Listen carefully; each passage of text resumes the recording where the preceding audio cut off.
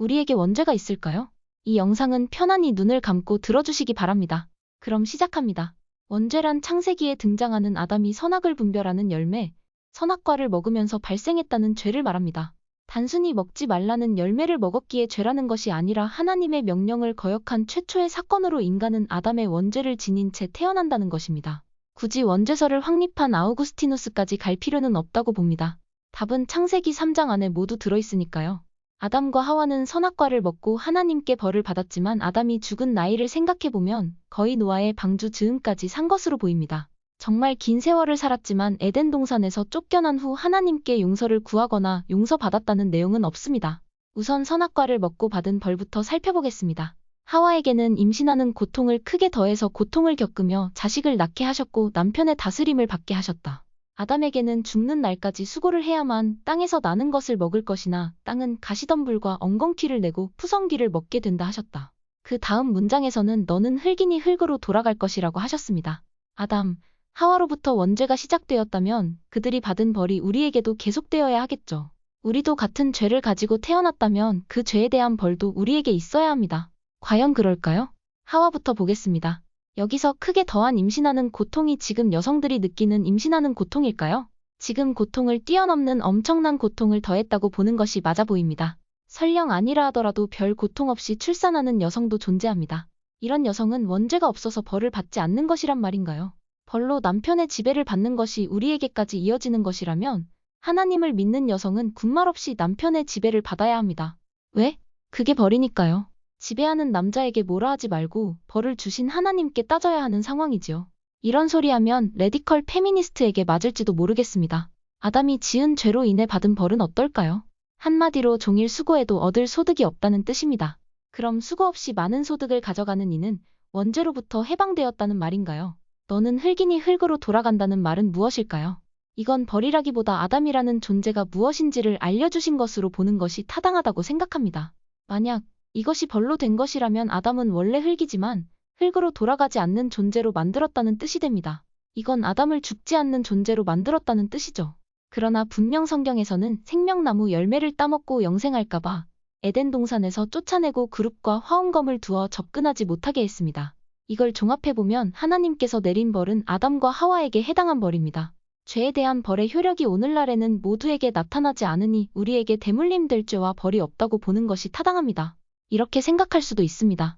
우리는 아담과 하와의 원죄를 가지고 태어나지만 벌은 받지 않는 상태라고. 이 무슨 개소리입니까? 대물림에서 죄를 가지고 있는데 벌을 안 준다. 죄가 있으면 벌이 있다거나 죄가 없어서 벌이 없다거나 해야지요. 우리의 죄성. 이것은 원죄로부터 오는 것이 아닙니다. 죄가 유전도 아니고 하나님이 창조한 섭리 자체가 죄성까지도 포함하고 있는 것이죠. 이것을 다른 말로 하면 자유의지를 주셨기에 스스로 선택할 수 있는 존재가 됐다는 뜻입니다. 우리의 형상대로 만든 사람. 여기서 형상은 겉모습이 아니라 속성, 품성 등의 내면적인 것, 영적인 것으로 봐야 할 것입니다. 하나님은 스스로 계신 분이고 스스로 판단하십니다. 그리고 하나님은 선하시고 완벽하시죠. 그런 하나님이 창조하신 피조물 중에 사람에게 자신의 속성을 담게 창조하셨습니다. 여기서 중요한 것은 하나님께서 하나님을 만드신 것이 아니라는 것입니다. 소프트웨어를 비슷하게 만들었지만 차이가 난다는 뜻입니다. 너희가 알아서 선택해봐. 라는 명령어를 입력해 주신 것입니다. 하나님은 선하고 완벽하시지만 그분의 형상대로 만든 인간은 선하고 완벽하지 않습니다. 즉, 하나님과 다른 선택을 할 수 있는 존재라는 것이죠.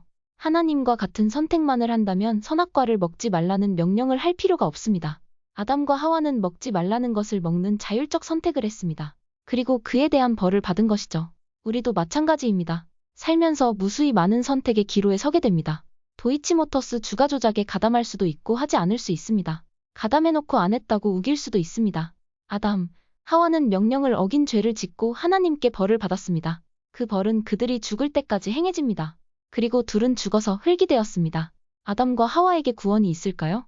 하나님이 내린 형벌은 가석방, 사면 없이 죽을 때까지 집행되었습니다.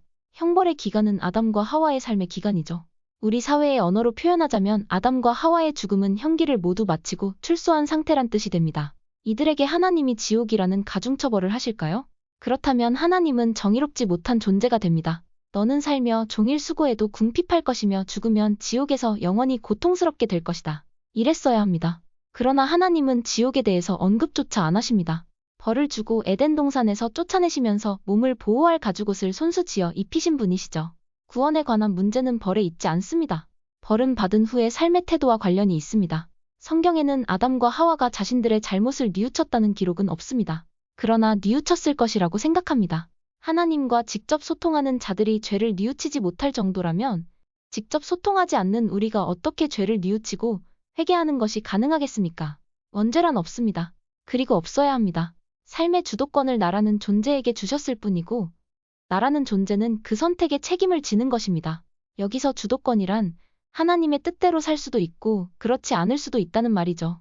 그럼 질문이 하나 생깁니다. 하나님은 우리를 자신의 뜻대로 살아야만 하는 존재로 만드셨다는 말인가? 단연코 아닙니다. 하나님의 최초 명령은 생육하고 번성하고 다스리라는 것이었습니다. 하나님 뜻대로 사는 것은 훗날 종교가 만들어낸 교리일 뿐이죠. 하나님이 원하시는 것은 교회 잘 다니고 11조 잘 내고 예수를 아들로 인정하고 유일한 구원의 통로로 여기면서 살라는 것이 아닙니다. 그런 식의 사고는 하나님께서 인간을 창조하셨을 때 자신의 형상을 닮은 존재로 만든 참뜻을 저버리는 행위입니다. 하나님은 자기 명령대로 움직이는 로봇을 만들고 싶어서 인간을 창조하신 것이 아닙니다. 하나님께서 인간을 다른 피조물을 사랑하시는 방식이 아닌 다른 방식으로 사랑하시는 이유는 자기를 닮았기 때문입니다. 내 뜻대로 하지 않으면 벌을 주시는 것이 전부라면 죄 지은 우리를 보고 가슴 아파하실 이유가 없습니다. 하나님은 무한대에 계신 분이십니다. 그에 비해 피조물인 우리는 각각의 유한대에 머물 뿐이죠. 우리가 당장 보기에는 왜 아무것도 모르는 갓난아이가 전쟁으로 죽고 세월호 사건으로 학생들이 죽어갈 때 하나님은 무얼 하셨냐 원망하기도 합니다. 그리고 악인이 득세하는 것을 보고 하나님은 안 계신다는 생각까지 하게 됩니다. 하나님은 이미 알고 계셨습니다. 인간을 자기 형상처럼 창조하면 죄를 짓게 된다는 것을요. 하지만 또 알고 계신 사실이 있습니다. 결국 모든 인간은 하나님의 시간, 무한대 안에서 결국 모두가 구원을 받게 된다는 사실을요. 이렇게 주장할 수도 있겠네요. 선악과를 먹고 선악을 알고 분별하는 것이 죄다. 이보세요. 그게 창조 때부터 부여된 자유의지라니까. 하나님이 부여해주신 자유의지를 죄라고 말하는 거잖아요. 그럼 하나님이 처음부터 우리에게 죄를 심어놓았다는 말이 됩니다. 이게 말이야 방구야. 그런 주장을 하는 사람들은 성경을 똑바로 보기 바랍니다. 아담과 하와는 이미 선악과를 먹기 전부터 하나님의 명령에 반감을 가지고 있었습니다. 그 속마음을 뱀이 교묘하게 파고든 것이고요. 즉, 선악과 먹기 전부터 아담과 하와는 자율적으로 그 명령을 들을 수도 있고 어길 수도 있는 상태였다는 것입니다. 선악과를 먹고 스스로 선악을 판단하는 것이 아니라 이미 판단을 하고 있었습니다. 선악과는 일종의 시험지입니다. 사실 아무것도 아닐 수도 있어요. 중요한 것은 선악과를 먹었기 때문에 우리들도 선악을 스스로 규정하는 것이 아니라는 것입니다. 원죄가 기독교의 교리라는 사실 알고 계시나요? 원죄가 있다는 것을 인정하는 것이 기독교의 교리입니다. 존잘 김작가씨님은 기독교의 교리가 잘못되었다고 말씀하시고 계십니다. 이단이냐고요? 아닙니다. 존잘 김작가씨님은 탈기독교인을 선언했기 때문에 이단이 아니죠. 기독교에서 불교 보고 이단이라고 하지 않습니다. 같은 논리로 존잘 김작가씨는 기독교인이 아니기에 이단이 아닙니다. 그저 기독교의 잘못을 잘못이라고 외치실 뿐입니다. 이 시대에 맞는 종교개혁이나 업그레이드가 필요하다는 것을 존잘 김작가씨께서 주장하고 계십니다. 아담과 하와는 하나님을 믿었을까요? 하나님의 음성을 듣고 직접 소통하고 존재를 알았지만 적어도 선악과 사건까지는 믿지 않은 걸로 보입니다. 여기서 믿는다는 것은 무엇일까요? 하나님이 존재한다는 사실을 믿는 것일까요? 아니면 그분의 뜻에 따라 사는 것일까요? 이렇게 말하면 앞서 말한 로봇 비유와 상충된다고 하실 분도 계실 겁니다. 중요한 것은 하나님이 원하는 것이 무엇이냐입니다. 존잘 김작가씨님께서는 생육하고 번성하라의 방점을 찍고 계십니다. 나머지는 종교의 교리죠. 교리는 인간이 만든 것입니다. 예를 들면 예수의 신성이겠죠. 예수는 자신을 하나님의 아들 또는 하나님 자체로 믿으라 한 적이 없습니다. 하지만 후대의 교회에서는 예수에게 신성을 부여하고 믿고 있습니다. 이건 간단한 내용이 아니니 별도의 영상으로 다루겠습니다. 성경에는 예수가 재림한다고 기록되어 있습니다. 또한 재림한 후에도 안 믿고 자기가 우선인 삶을 사는 자들이 존재한다고 성경에는 기록되어 있습니다. 그리고 기록된 대로 벌을 받습니다. 영원한 벌을 받는다 되어 있으나 한 10억 년 정도 벌을 주시고 다시 기회를 주실 것이라 생각합니다. 그래도 자기가 우선인 삶을 사는 놈이 있을 것입니다. 다시 100억 년 정도 벌을 주십니다. 다행히 그 정도 하니 그런 나쁜 놈은 반으로 줄었습니다. 다시 100억 년, 반으로 줄고 다시 100억 년. 결국 하나님께서는 모든 사람이 구원에 이른 순간을 맞이하십니다. 생각해보세요. 나는 천국에 갔는데 내 부모, 사랑하는 사람, 친한 친구가 지옥에 있는 것을 지켜보거나 알게 된다면 그게 천국이겠습니까? 그게 지옥입니다. 그러니 기독교 아니 개독교 여러분, 예수천국 불신지옥을 함부로 말하지 마세요.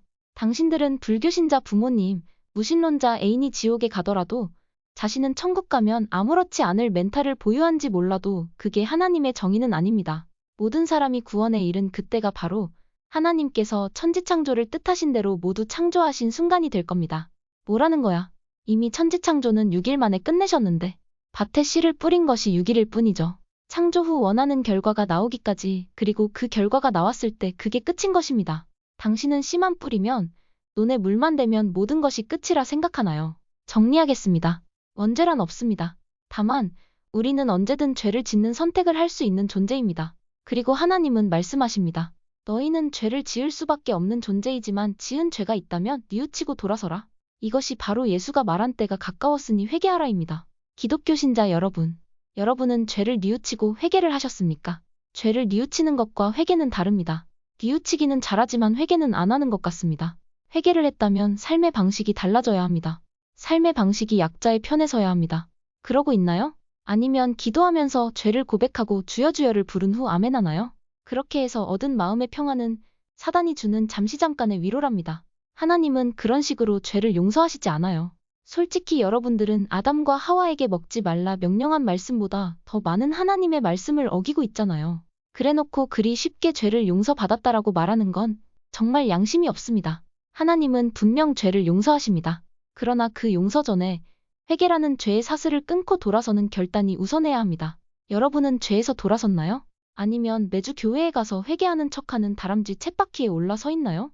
존잘 김 작가 씨님께서는 정확한 원주율 값을 알아내셨으나 까먹으신 분이십니다. 이 분께서는 함께할 하나님을 믿는 사람들의 모임을 만들고자 하십니다. 건전한 신학적 기반과 건강한 영성을 가지신 분이라면 함께 해주세요.